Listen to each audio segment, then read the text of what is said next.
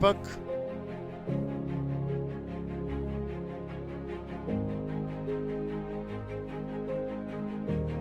पर मन नहीं कर रहा पढ़ने का।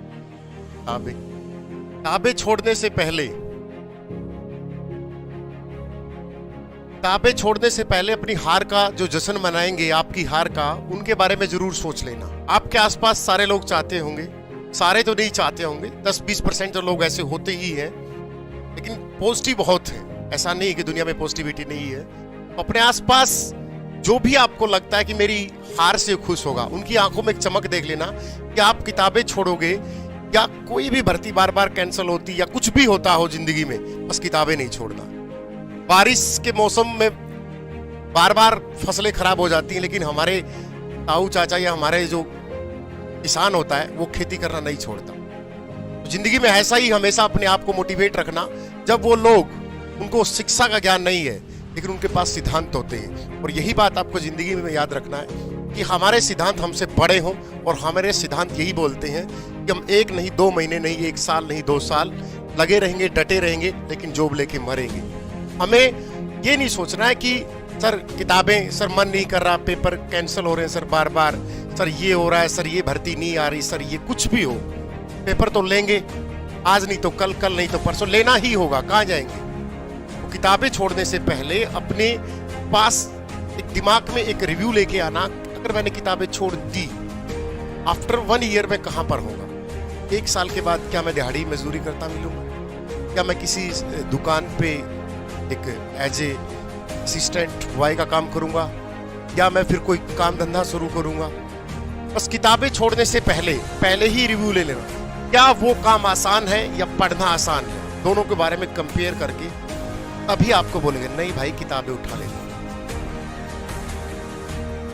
कोई बात नहीं, एग्जाम नहीं होते, मौसम होता है, खराब मौसम होता है, अच्छे भी दिन आएंगे, बादल छटनेंगे, सूरज भी निकलेगा।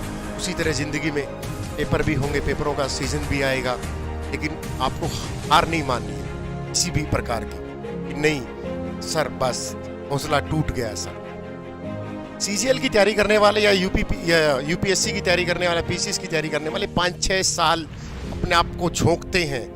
आफ्टर दैट तब भी कोई जरूरी नहीं कि उनको सक्सेस ही मिले, सिर्फ 0.5% चांस होते हैं यूपीएससी के, आधा भी नहीं होते, पॉइंटों में चांस होते हैं। लेकिन उनके अंदर एक चीज पैदा हो जाती है धीरे धीरे कि नहीं यूपीएससी नहीं, पीसीएस नहीं तो कोई एक्साइज टैक्सेशन डिपार्टमेंट या पंचायत ऑफिसर कोई अच्छी जॉब ले मरता है, बट उनके पास एक पेशेंस जरूर क्रिएट हो जाता है।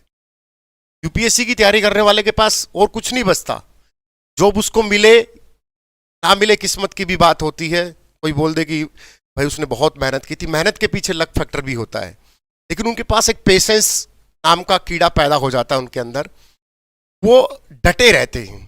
और आपको भी ऐसा ही करना है, डटे रहना है बस जिंदगी में, किताबें नहीं छोड़नी।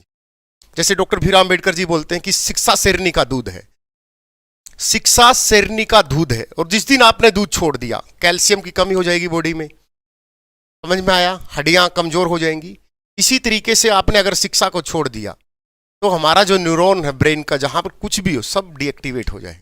शिक्षा को नहीं छोड़ना है, चाहे किसी भी हालात में हो, तंग हो, बारिश हो, आंधी हो, मजदूर हो, किसी भी हालत में हम हो, डेली हमें 2-4 घंटे पढ़ना है। जैसे ही एग्जाम का सीजन आएगा 8-10 घंटे, 10-12 घंटे अपने आप को समर्पित करके जॉब ले लेंगे।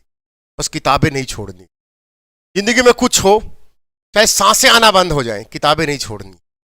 हाँ भाई ठीक है, मर गया, लेकिन लोगों के दिल में रहेगा आईएएस लगता पक्का।